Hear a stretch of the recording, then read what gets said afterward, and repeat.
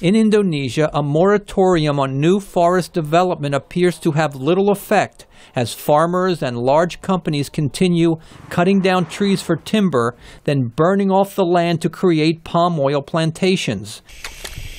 The moratorium in Indonesia is part of a $1 billion deal with Norway to protect forests that store vast quantities of carbon dioxide, or CO2, one of the greenhouse gases that many scientists say contribute to global warming.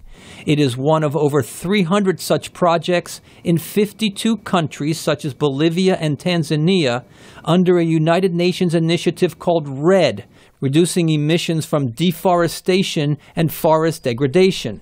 So far, most of these projects have yielded only modest reductions in greenhouse gas emissions. Fred Boltz, a senior vice president at Conservation International, says progress on REDD has been slow because it involves much more than preventing forest fires. We're talking about transforming the global economy, the paradigm for valuing forests, recognizing their importance in meeting our climate challenges.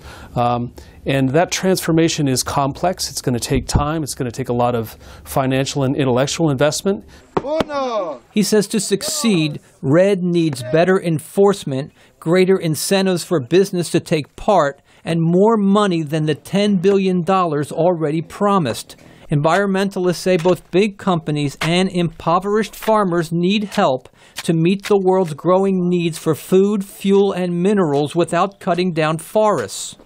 But Boltz says there is a global consensus that strong measures must be taken to reduce deforestation, which produces more greenhouse gas emissions than all the cars, trucks, and planes in the world, to prevent catastrophic global warming. Deforestation constitutes about a sixth of our problem, and if we don't solve the entirety of the problem, we lose.